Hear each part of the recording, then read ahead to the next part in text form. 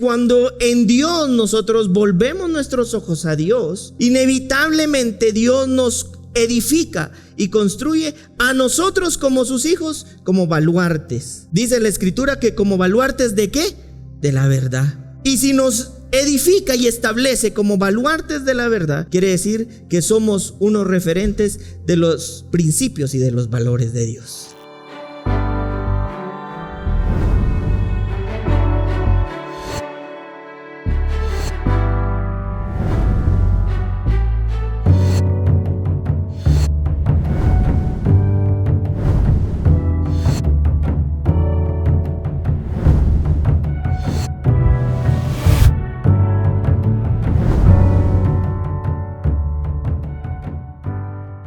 El día de hoy yo le he titulado por nombre Principios y Valores, como una pregunta, ¿verdad? Creo que aquí lo tenemos, dice principios y valores y cuál es su origen.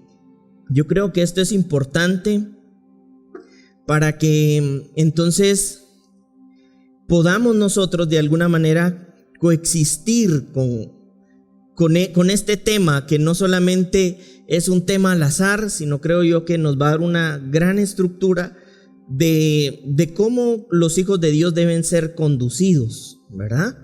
En la semana anterior a esta iniciamos con Romanos 12:2 y hoy pues no es la excepción. Yo quiero que podamos ir a la carta a los Romanos capítulo 12 versículo 2 y dice de la siguiente manera: no os conforméis a este siglo, sino transformaos por medio de la renovación de vuestro entendimiento, para que comprobéis cuál sea la buena voluntad de Dios, agradable y perfecta. La palabra conforméis ahí hace referencia de una manera sencilla a hacerse a la forma de algo, ¿verdad? Entonces, en otras palabras, el apóstol Pablo nos estaba invitando, pero también nos estaba dando una instrucción, y nos invitaba a no hacernos a la forma del siglo presente. Podríamos decir entonces el apóstol Pablo, cuando escribió la carta a los Romanos, de pronto hacía especial y únicamente referencia a ese tiempo, y la verdad es que no. Cuando el apóstol Pablo escribió esta parte de la carta, no estaba sujeta a una temporalidad, ¿verdad? A un tiempo definido o único. Es decir, no se estaba dirigiendo solamente al siglo en el que él estaba escribiendo esa carta, sino al siglo presente de todo aquel que leyera esta carta. Es decir, las condiciones o las situaciones han ido cambiando a lo largo del tiempo. Yo les ponía un ejemplo la semana anterior a esta, en donde en su momento el pueblo, la nación alemana era adoctrinada a través del teatro, ¿verdad? Ellos iban al teatro, y esto lo podemos ver en estas películas, así como El niño en pijama, donde de repente ellos están sentados y a través del teatro ellos eran educados. ¿Qué era lo que generalmente en el teatro les representaban? La muerte de los judíos. Entonces, esta forma de convivir con ese tipo de vida iba implantando en ellos una enseñanza. A esto se le puede conocer como una impronta, ¿verdad? La impronta es un sistema de aprendizaje adquirido. Entonces, el pueblo alemán estaba siendo educado para ver normal el matar a un judío, ¿verdad? Entonces, para ellos, cuando llegaba el momento de matar a los judíos, no era que gritaran y salieran corriendo. ¿Por qué? Porque era normal. Es más, era hasta legal, estaba en su ley. Y voy a emplear un poquito más la información ahí. Por eso es que cuando a muchos de los alemanes los van a enjuiciar, no sé si ustedes han escuchado los juicios de Nuremberg, el juez se encontró con una dificultad. Y la dificultad era no poderlos juzgar o condenar, porque la ley alemana les permitía matar. Entonces es donde el juez se pone a pensar: ¿cómo puedo condenar a alguien que está haciendo algo legal? Entonces él apela a otro tipo de derecho, llamémoslo así, a un derecho natural. Entonces, dentro del derecho natural existe el derecho a la vida, por darles un ejemplo. Y aunque escrito legalmente estaba matar, naturalmente el hombre debe vivir. Entonces encontró la razón para condenar a los que mataban a los judíos. Entonces, hoy en día las condiciones cambian. Pues por supuesto, no estamos en la época del nacionalsocialismo, mejor conocida como los nazis. Pero todo el tiempo estamos siendo educados. Todo el tiempo hay algo que nos está implantando un aprendizaje, la famosa impronta en nuestros pensamientos. Hoy a través de las redes, hoy a través de la televisión, hoy a través de cualquier conversación, ¿verdad? Entonces, sigue aplicando. La pregunta es, ¿lo que el apóstol Pablo le escribió a los romanos para ese tiempo? Sí. Es más, esta palabra siglo viene del griego aión, pero que hace referencia precisamente a esto que les estoy diciendo, a un siglo que no tiene un tiempo específico. Entonces él dice, no te hagas a la forma del siglo en el que tú estés, sino transformaos, dice él. Pero no dice transformaos porque échale ganas para ser transformado. Y por supuesto, aquí tengo que yo decirles que hay que tener intención y compromiso y responsabilidad en la transformación.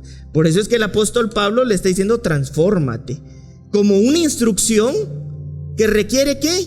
Una acción. ¿Y quién realiza la acción? El que recibe la instrucción. Entonces la instrucción es para nosotros de parte del apóstol Pablo. Está diciendo, no te hagas al aprendizaje del siglo en el que te encuentres, sino transfórmate, acciona en la transformación, responsable, intencional y comprometidamente. Pero dice, por medio de la renovación de nuestro entendimiento. Hay dos tipos de renovación, pero en este momento el apóstol Pablo está haciendo referencia a una renovación que viene de lo alto, de la anacainosis. Ana siempre hace referencia a algo que viene de arriba. Él está diciendo, renuévate por medio de esta renovación que viene de lo alto. Y esto que viene de lo alto es su Espíritu Santo. ¿Y por qué su Espíritu Santo tiene la misma condición en naturaleza que la tiene Dios, Jesús o el Espíritu Santo? Es decir, una naturaleza celestial, divina. Transfórmate por medio de esa vida que viene de arriba, ¿verdad? Entonces está diciendo, no te hagas al siglo presente, transfórmate. Acción responsable que nos da el apóstol Pablo por medio de esta vida espiritual que viene de arriba, ¿verdad? De vuestro entendimiento. Entonces ya tiene un efecto. ¿En dónde tiene el efecto? En nuestro entender. Y el entendimiento es una facultad de la inteligencia. Tú no puedes tener entendimiento sin inteligencia. Y tú no puedes tener inteligencia sin una mente. En su momento el apóstol Pablo también dijo, nosotros somos ministrados por una mente superior, una mente espiritual, que entonces contiene una inteligencia espiritual. Y esa inteligencia espiritual entonces ¿qué contiene? Un entendimiento espiritual. No sé si se lo estamos viendo. Es decir, esta vida de arriba lo que va a generar es un cambio del entender sobre la vida, porque es una vida superior. Y entonces en esta vida superior, cuando eso empiece a acontecer sobre nuestro entender, dice él, vas a comprobar algo. Y lo que vas a comprobar es que existe una voluntad y es la de Dios. Pero esta voluntad de Dios es buena, agradable y perfecta. Es decir, esto es verdaderamente poderoso, glorioso, porque inevitablemente, de alguna manera, el apóstol Pablo nos está diciendo que no va a poder existir una comprobación de esta voluntad a menos de que existan ciertos componentes que ya vimos. No hacernos a este siglo, transformándonos responsable intencionalmente por medio de la vida que viene de arriba y que va a tener un efecto en la forma en la que entendemos la vida.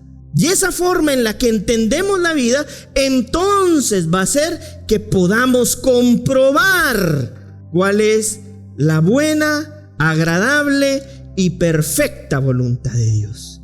¿Por qué? Yo no sé si ustedes se han dado cuenta, antes de meterme de lleno completamente a la enseñanza, ustedes se han dado cuenta de que nos hacemos preguntas, o sea, hacen preguntas generalmente como: ¿por qué si Dios es bueno existe gente mala?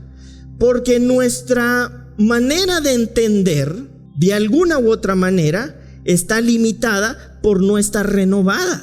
¿En cuál? En la vida de arriba, que produce otra perspectiva del entendimiento sobre la vida. Que entonces en esa responsabilidad y en esa diligencia, por medio de la vida del Espíritu Santo, vamos a tener otra perspectiva sobre la voluntad de Dios.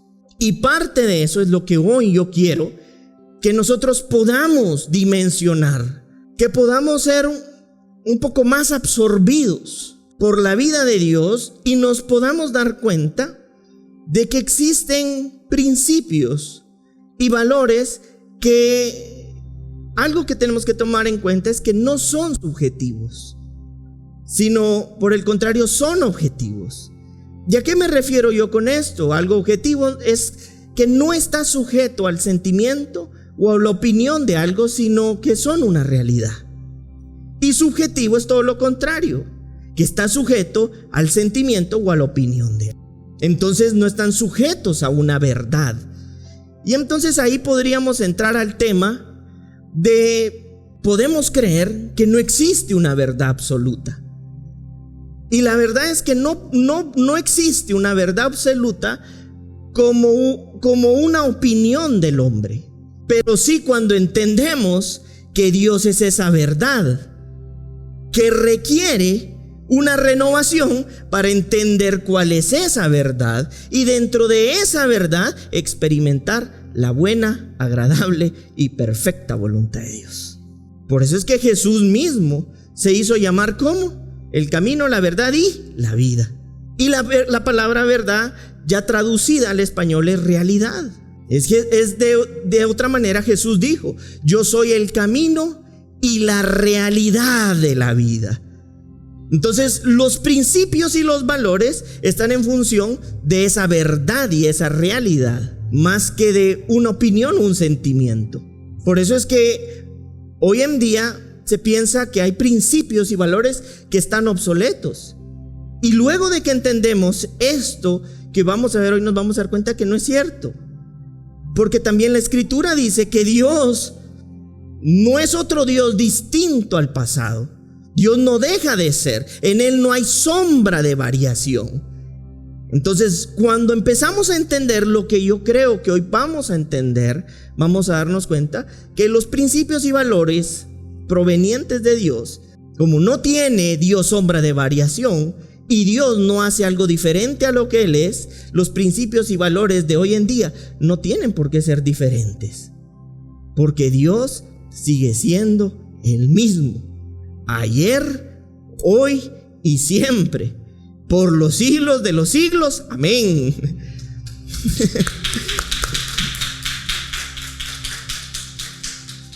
Entonces, primero vamos a darnos cuenta y entender después de esto que les he dicho, que los principios y valores tienen un origen, y este origen es Dios. Y eso es lo que vamos a ver en este momento. Yo quisiera que pudiéramos ir a la carta a los Colosenses, capítulo 1, versículo 16. Pastor, ¿y usted por qué puede decir que los principios y valores tienen su origen en Dios? Y eso es lo que vamos a ir viendo. En el versículo 16 dice, en la carta a los Colosenses: porque en Él fueron creadas, ¿qué cosas? Todas. ¿Qué cosas? Todas. Las que hay en los cielos y las que hay, ¿en dónde? Visibles e invisibles. Sean tronos, sean dominios, sean principados, sean potestades. Todo fue creado por medio de Él y para Él. Pero iniciamos leyendo este versículo que dice que en Él fueron creadas. Y finalizamos entendiendo que fueron en Él, por medio de Él, pero también para Él. Es decir, Dios, un principio que tenemos que ver aquí es que Dios no puede hacer algo distinto a lo que Dios es. Entonces Él no puede crear principios y valores distintos a lo que Dios es. Porque si no, entonces Dios estaría en contra de sí mismo. Y Dios, por no ser hijo de hombre, como dice la Escritura, no está dividido. Y al Él no estar dividido, y entonces, como dijo el apóstol Pablo en Romanos 12:2, y su voluntad es buena, agradable y perfecta, si Dios no hace algo distinto a lo que Él es, y su voluntad es perfecta, es porque Dios es ¿qué? Perfecto. Entonces, en esa perfección de lo que Dios es, Dios crea todas las cosas. Tanto que hoy, si se revisa desde un átomo hasta la gravedad intermedia de la Tierra, tiene trazos matemáticamente perfectos, exactos, precisos, perfectos. De tal manera que la gente que estudia esto, si es un científico honesto, como muchos lo han sido, llegan a la conclusión que solamente alguien perfecto pudo hacer algo tan perfecto. Y esto comprueba entonces que Dios no puede hacer algo distinto a lo que Él es. Como Él es perfecto, a Él no le salió el trazo torcido, pues, ¿verdad? Puso demasiado cerca la tierra y, ¿verdad? No, ya es perfecto, porque Dios es perfecto. Y entonces, entendiendo que Dios ha creado todas las cosas por Él y para Él, entonces es importante que podamos ir también bajo ese entendimiento, entendiendo que los principios y valores tienen su origen en Dios.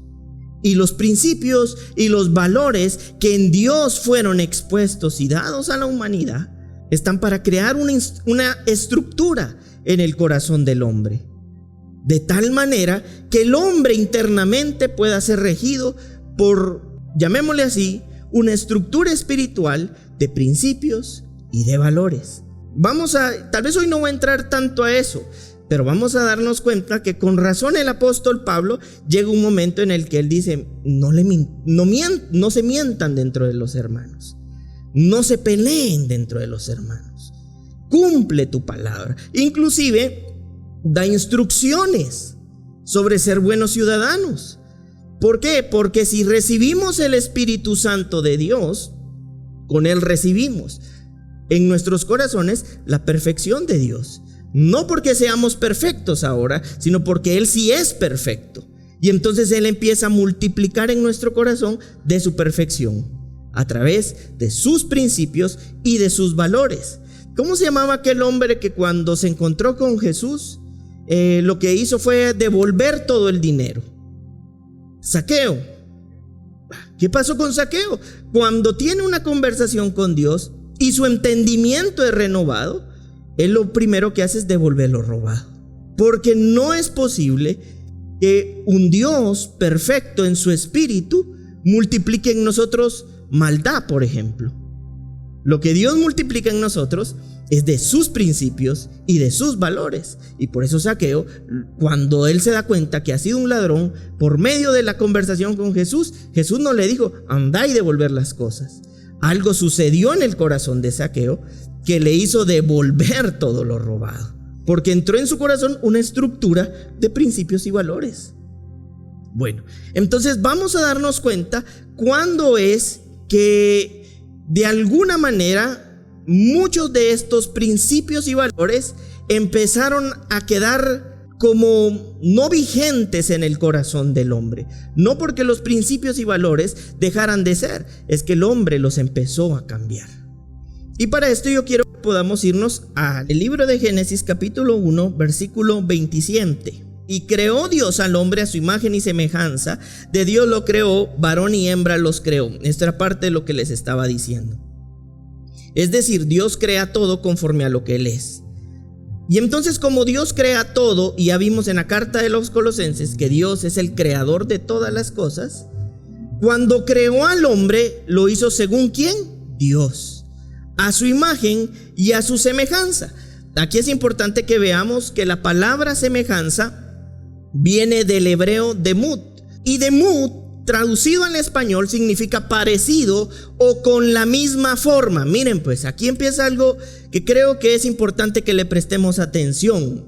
Parecido o con la misma forma. Yo no sé si recuerdan, pero en algún momento yo les he explicado que nosotros somos seres gilemórficos. Y esto traducido al español significa que somos seres humanos que tenemos materia y tenemos forma. ¿Cuál es la materia? El cuerpo. ¿Y cuál es la forma? La esencia que está dentro de nuestros corazones.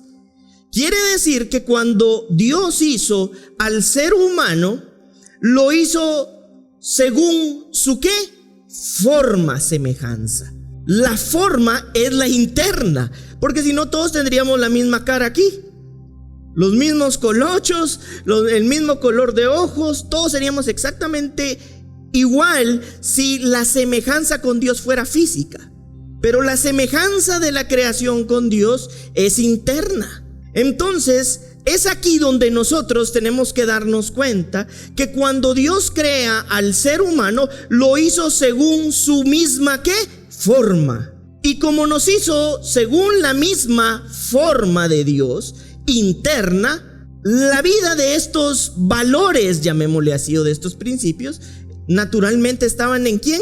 En nosotros. ¿Por qué? Porque era parte de la forma de Dios. Y entonces aquí volvemos a repetir, Dios no puede hacer algo diferente a lo que Él es. Por eso hizo al ser humano según su imagen, pero también según su forma. Dios puso en nosotros su forma. Digan conmigo, Dios puso en mí su forma. Es decir, esto es de suma relevancia para nosotros como hijos de Dios. Porque quiere decir que Dios incorporó en nuestros corazones de lo que Él en esencia es. Y lo que Dios en esencia es perfecto, es bueno, es agradable, es santo, es justo, es bendecido, es santo, entre otras cosas. Entonces todo eso de alguna manera estaba implícito en la forma interna del corazón del ser humano. Entonces ahora probablemente sería bueno que nos preguntáramos ¿en dónde surgen los antivalores? Y los antivalores nosotros podríamos decir que son conductas, lo escribí acá, o actitudes que resultan con daños y negativos para otros, como también para el que los practica. Quiere decir que hubo un surgimiento de antivalores. Y para esto quisiera que ahora sí podamos leer lo que dice Génesis capítulo 3, versículo 1. Pero la serpiente era astuta, más que todos los animales del campo que Dios había hecho, la cual dijo a la mujer: con que Dios os ha dicho, no comáis de todo árbol del huerto. Y la mujer respondió a la serpiente: del fruto de los árboles del huerto podemos comer, pero el fruto del árbol que estaba en medio del huerto dijo a Dios: no comeréis de él ni le tocaréis, para que no muráis. La muerte era espiritual, de la forma de Dios.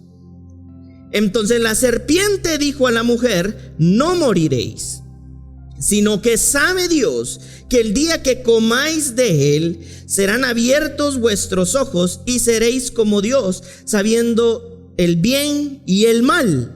Pero esto no es cierto, porque si el ser humano ya tenía la forma de Dios, con razón este capítulo inicia diciendo que había astucia en la manipulación que estaba sufriendo el ser humano en ese momento. Porque si teníamos la forma, quiere decir que lo que la serpiente estaba diciendo no era cierto, porque ya teníamos la forma de Dios. Y ella estaba manipulando diciendo que si se comía de él, serían abiertos vuestros ojos y seríais como Dios. Hasta el día de hoy no somos como Dios exactamente, o sea, si no habrían un montón de dioses haciendo su propia voluntad. ¿verdad? Pero lo que sí tenemos, como dijo el salmista, es la oportunidad de despertar a la forma de Dios. Entonces, la forma de Dios era una realidad en la vida del hombre.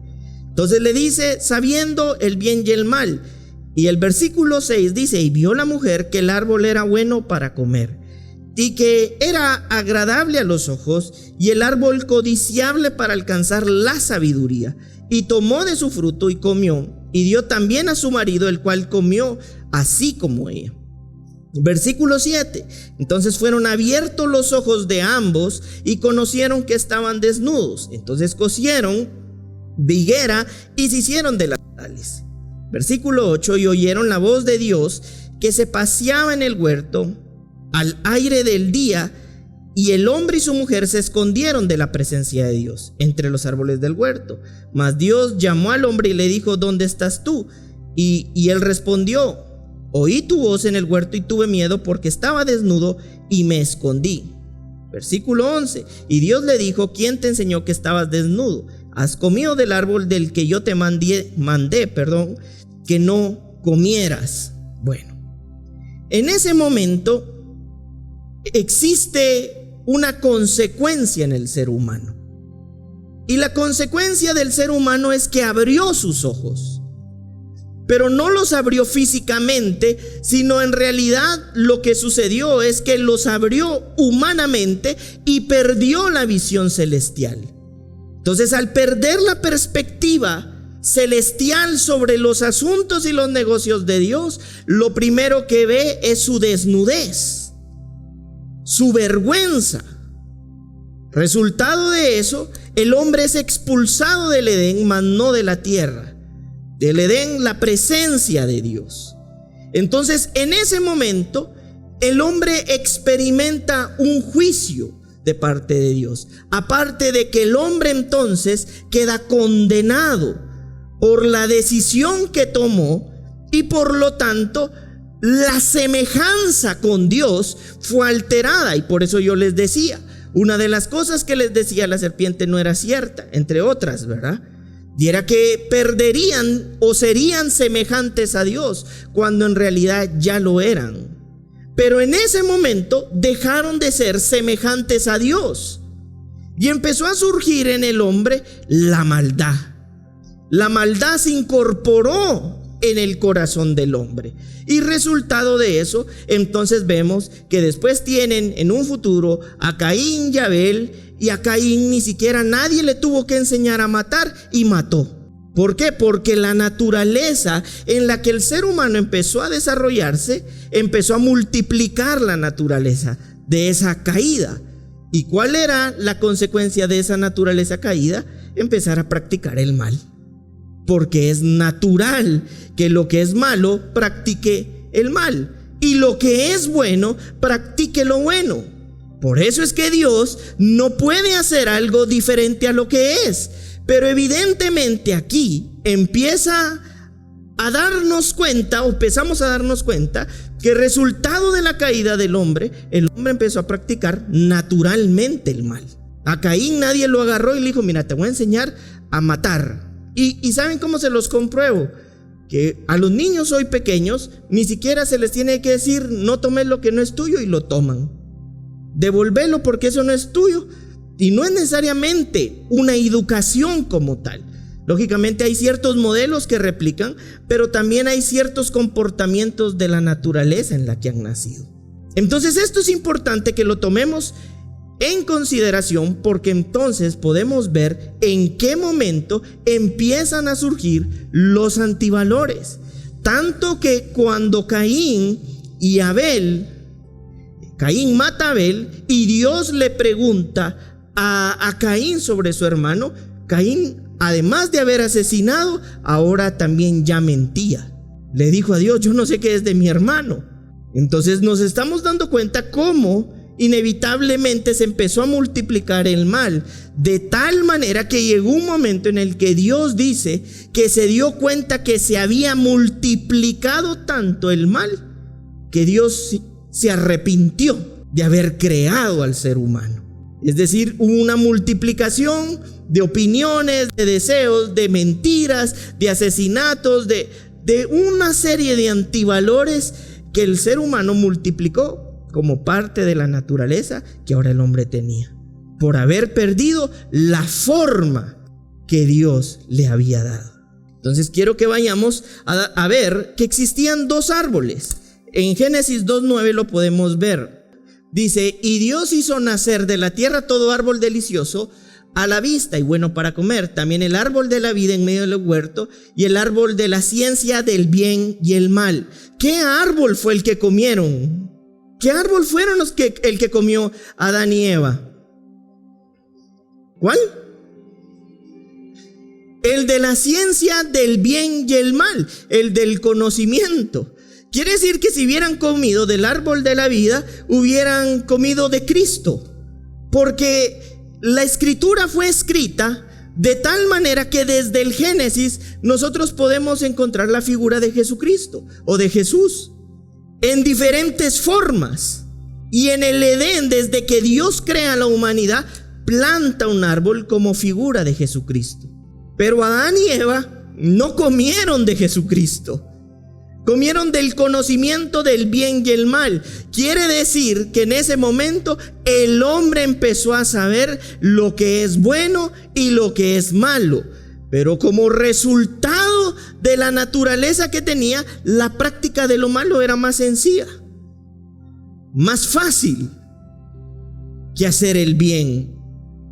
Y por eso es que nosotros también, y para que lo podamos ver, en Proverbios 3, versículo 18 dice: ella es el árbol de vida, a los que de ella echan mano y bienaventurados son los que la retienen. Después podemos leer sobre todo este proverbio, ¿verdad? Que está hablando de la obediencia, pero está hablando de la obediencia como ser obediente como resultado de que se come del árbol de la vida.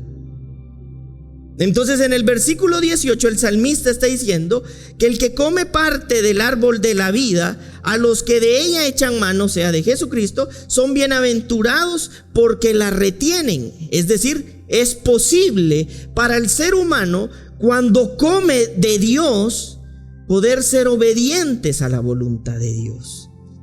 Y vamos a ver lo que dice ahora el libro del Apocalipsis 22. Es necesario que veamos todo esto para que entonces tengamos como una base o un sustento sobre lo que quiero enseñar el día de hoy. Versículo 1, si no estoy mal, y dice: después me mostró un río limpio de agua de vida, resplandeciente como cristal, que salía del trono de Dios y el Cordero. En medio de la calle de la ciudad, y a uno y al otro lado del río, estaba el árbol de la vida, que produce 12 frutos, dando cada mes su fruto, y las hojas del árbol eran para la sanidad de las naciones. Es decir, ese árbol de la vida es una representación ¿de quién? De Jesús. ¿Y qué es lo que ese árbol de la vida multiplica? El fruto de Jesús. Y ese fruto de Jesús es el que produce la sanidad, dice, en las naciones. Por eso dice la escritura en algún momento que si mi pueblo se humillare, entonces sanaré esa tierra, porque también está haciendo referencia a esto. Si hay un pueblo y una familia que come del fruto de Dios, del árbol de Dios, inevitablemente va a multiplicar el fruto de Dios. Y con el fruto de Dios, entonces va a haber sanidad en las naciones. Es decir, Jesús desde el Edén fue plantado, pero el hombre no decidió comer de Jesús, decidió comer del árbol que aperturó otro entendimiento que le hizo saber lo que era bueno y lo que era malo.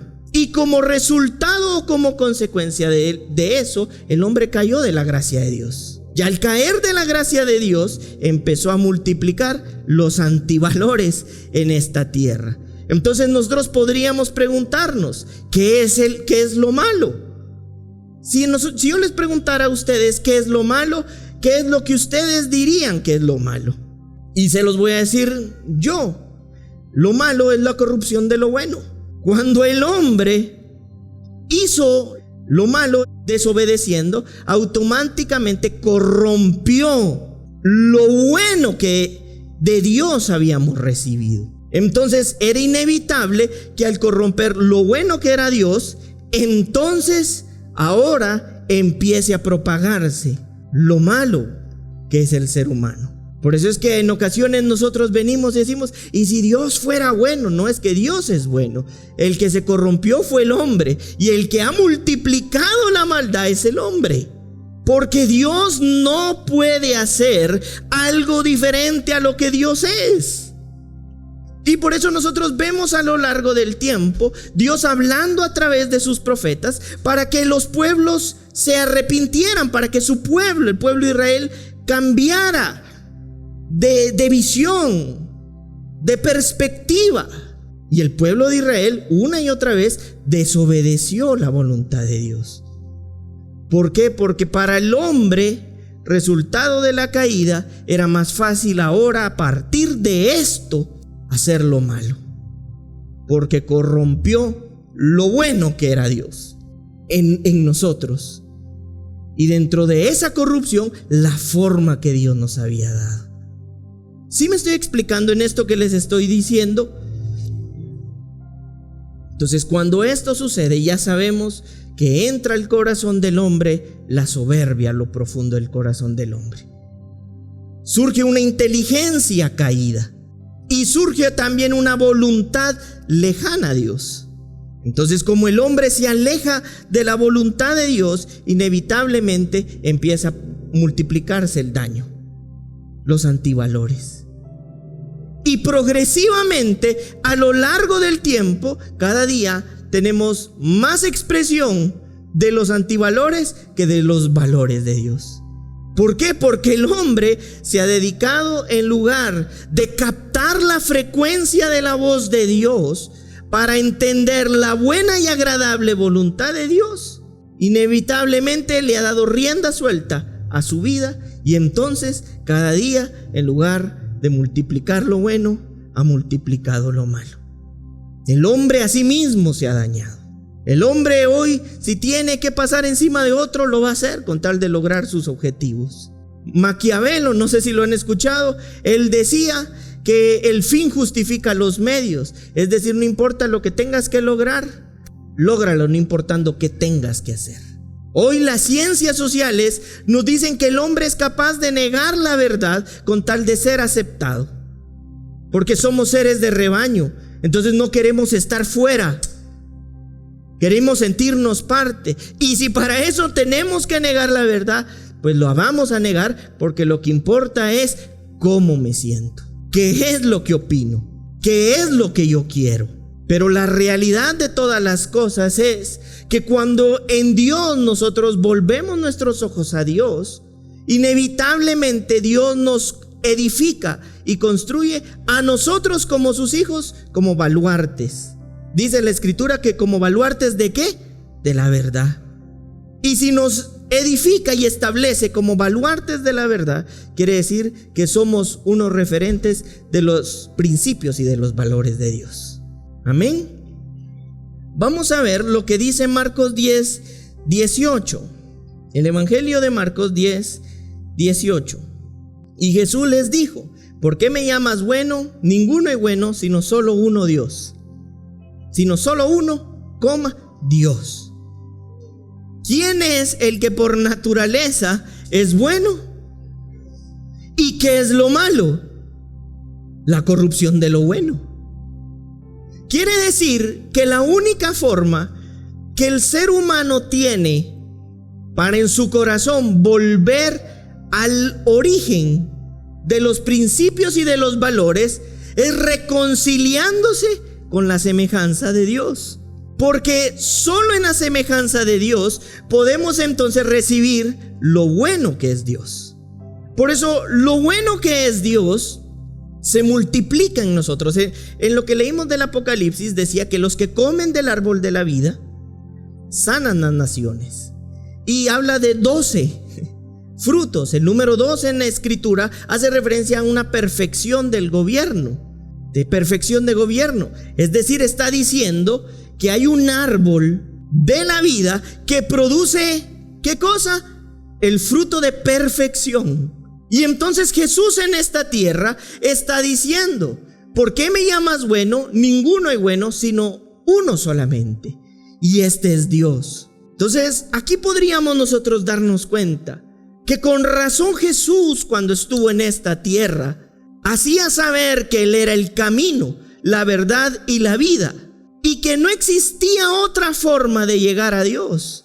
Y por eso es que para nosotros la proclamación, la anunciación de este evangelio tiene que provocar que inevitablemente, por la gracia del Espíritu Santo, empecemos a caminar, valga la redundancia, por el camino que nos conduce a Dios.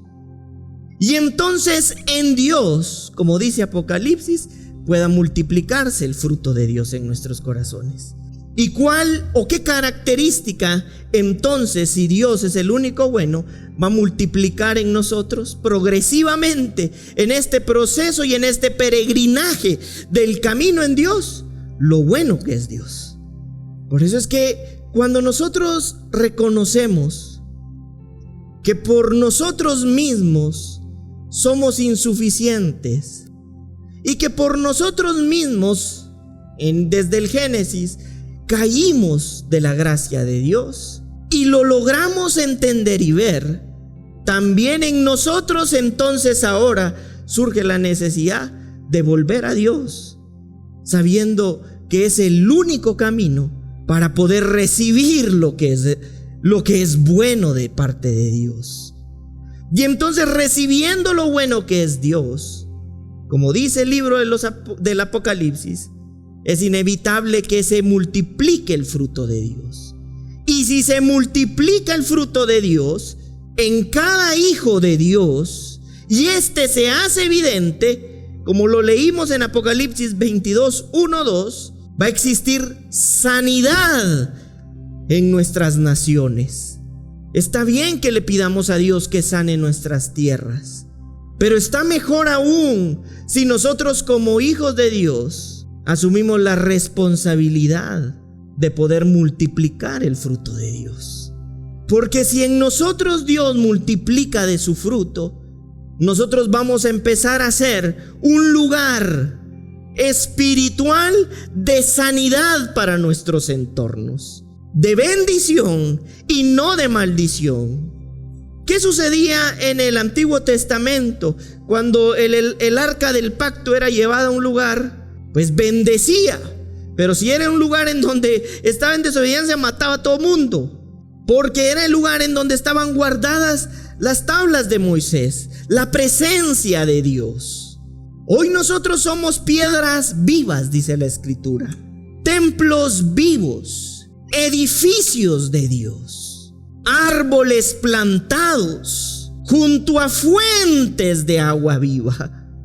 Entonces, cuando nosotros nos empezamos a renovar en este entendimiento y nos empezamos a exponer cada día más a la palabra y a la presencia de Dios, es inevitable que entonces el lugar en donde estamos plantados no se seque, no se muera, sino que podamos ser un reflejo de la gloria de Dios, del Espíritu de Dios, del entendimiento de Dios, de la inteligencia de Dios, de la gracia de Dios, de la sabiduría de Dios. Pero por eso dijo el apóstol Pablo: transfórmate. Disponte responsable intencionalmente a la transformación por medio del entendimiento de la renovación de la vida que viene de arriba. Nosotros no tenemos, y lo voy a decir así, por qué vivir esta vida como la viviera alguien que no está plantado junto a las aguas eternas de Dios. Ay, no, si déjame, es normal que yo ahorita insulte, grite, golpee, maldiga. Así lo siento, lo necesito. Poneme a que me tengas que poner para darle cachetadas y desahogar la ira. Pero ¿por qué tenemos que vivirlo igual? ¿Por qué? Si somos de los que hemos creído, y los que hemos creído, dice la Escritura, hemos entrado al reposo de Dios. Y en nosotros está multiplicando el Espíritu de Dios. Señor, renueva nuestro entendimiento. Danos de tu Espíritu Santo, que nuestros corazones puedan escuchar tu voz, que yo pueda capturar la frecuencia de tu voz, y que lo bueno que tú eres se pueda multiplicar en mi corazón. Y entonces desde eso bueno yo pueda ver, pensar, decidir, creer. Es que muchas veces nos malacostumbramos porque así nos educamos. Pero hay un momento donde tenemos que dar cuenta que estamos siendo insuficientes, desobedientes, que estamos actuando fuera de los principios y la estructura de los valores de Dios, y hacer un alto y decir, en lugar de así quiero yo, decir: Señor, dame de tu espíritu y de tu entendimiento, porque no estoy viendo, no estoy entendiendo, pero tu Espíritu Santo me puede renovar. Miren lo que dice aquí, voy a leerles una parte. ¿Qué pues? ¿Somos nosotros mejores que ellos? En ninguna manera, pues ya hemos acusado a judíos y a gentiles, que todos están bajo pecado, como está escrito: no hay justo ni aún uno. Y por eso Jesús dijo: y bueno, solo Dios. No hay quien entienda, no hay quien busque a Dios. Todos se desviaron, a unas hicieron, ¿qué cosa? Inútiles. No como Paquita, ¿va? No hay quien haga lo bueno, no hay ni siquiera uno. Es que es fuerte todo esto. Sepulcro abierto es su garganta, con su lengua engañan, veneno de áspides hay debajo de sus labios. Su boca está llena de maldición y de amargura. Sus pies se apresuran para derramar sangre. Quebranto y desventura hay en sus caminos, y no conocieron camino de paz. No hay temor de Dios delante de sus ojos, pero sabemos que todo lo que la ley dice, lo dice a los que están bajo la ley, para que a toda boca se cierre y todo el mundo quede bajo el juicio de Dios, ya que por las obras de la ley ningún ser humano será justificado delante de él, porque por medio de la ley es el conocimiento del pecado. ¿Saben por qué Dios hizo que la ley fuera escrita? Para que el hombre pudiera ver su condición a través de la ley. No es que la ley le hizo mal al ser humano. Es como que si uno está haciendo todo el tiempo mal y uno lo ignora hasta que alguien te dice: no es así como se debe actuar. Y si somos humildes y entendidos, en lugar de decir: ay, este abusivo, ¿desde cuándo? Somos humildes y decimos: es cierto, es un espejo en donde entonces podemos ver la condición. Exactamente eso hizo la ley, un espejo donde nos pudimos ver. Pero entonces lo que el Señor hizo para que saliéramos de ese juicio de la ley fue que la ley ya no la dejó afuera, sino la incorporó al corazón del hombre. Y dentro de esa ley se establecen valores y principios de Dios. Y entonces en nuestro corazón Dios puso nuevamente de lo bueno que es Dios por medio de su Espíritu Santo, para que ya no andemos por la vida mintiendo, matando, deseando a la mujer del prójimo. ¿Sí me estoy explicando? Es decir, como el hombre cayó, ahora Dios necesitaba recuperar la forma de la que el hombre se extravió. Entonces hay un momento en el que el pueblo de Israel sale de Egipto y se va al monte Sinaí, y ahí Dios le da la ley a Moisés. Pero luego vemos que cambia la administración de lo que en Hebreos dice. Y dice: y Moisés fue fiel a la casa de Dios, pero mayor es aquel que es el dueño de la casa. Y ahora vivimos bajo el tiempo de Jesucristo. Y entonces ya no vamos al monte Sinaí a ver lo que dice la ley. Ahora necesitamos recibir de su Espíritu Santo para que la ley espiritual de Dios sea plantada en nuestro corazón. Y en la medida en la que cada uno de nosotros nos exponemos a Dios, crecemos entonces en principios. Crecemos nosotros en valores. Crecemos nosotros ahora en el fruto del Espíritu.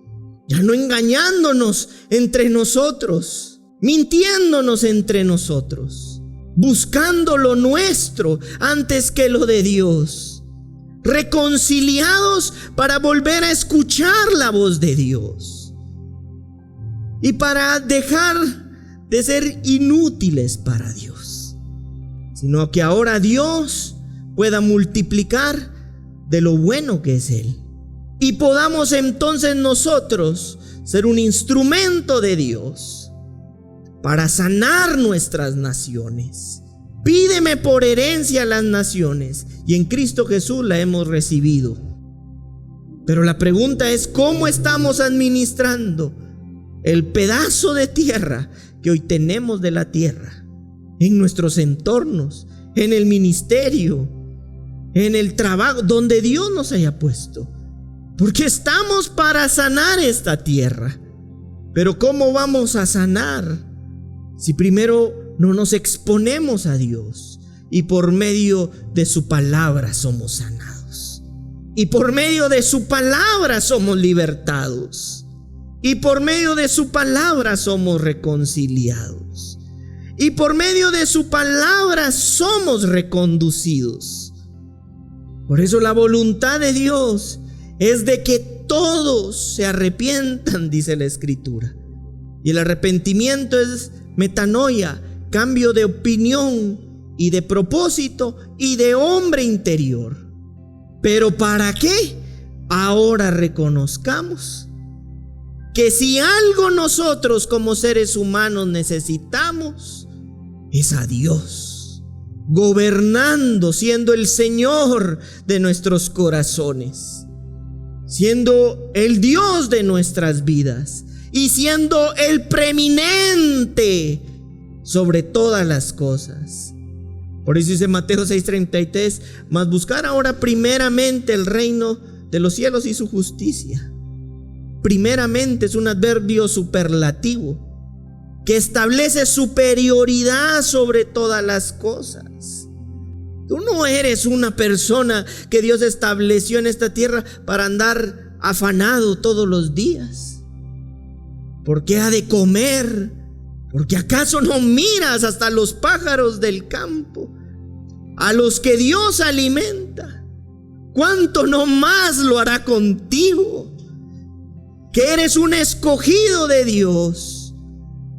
Pero busca primeramente el reino de Dios. Exponte a Él y a su justicia, y todas las demás cosas serán añadidas. Dios no te puso en esta tierra para hacer una expresión de afán, sino una referencia espiritual que lleva el nombre de Jesucristo tatuado, grabado en su corazón y en sus pensamientos. Y entonces, en esa medida en la que el ser humano comprende que parte del diseño es ser libertado, estar sin ataduras para cumplir su destino en Cristo Jesús, expone su corazón para madurar en esta vida, en Cristo. Y madurando en Él, tú no vas a volver a ver esta vida desde el mismo lugar en donde la has visto siempre. Por eso termino diciendo lo que el apóstol Pablo en Romanos 12:2 dijo: no te hagas a este siglo, disponte a ser transformado por medio de la vida que viene de arriba, para que entonces puedas comprobar de carne propia cuál es la buena, la agradable y perfecta voluntad de Dios. Y entonces es así como vivimos, sin necesidad de andar engañando, mintiendo, afanados, turbados. como que sin esperanza, solo porque toca vivir, aquí ando, sino renacidos, dice el apóstol Pedro, en una esperanza viva. En una esperanza ¿qué? Viva. ¿Bajo qué esperanza vivimos? Una esperanza ¿qué? Viva de Dios. Y entonces crecemos en esta estructura de valores de Dios, porque entendemos que somos obra suya, creados en Dios para las buenas obras de Dios. Y quien empieza a comprender esto, empieza a vivir diferente, empieza a pensar diferente, empieza a decidir diferente, empieza a ser diferente. Porque el bien ser produce el bienestar, y el bienestar produce entonces el bien hacer.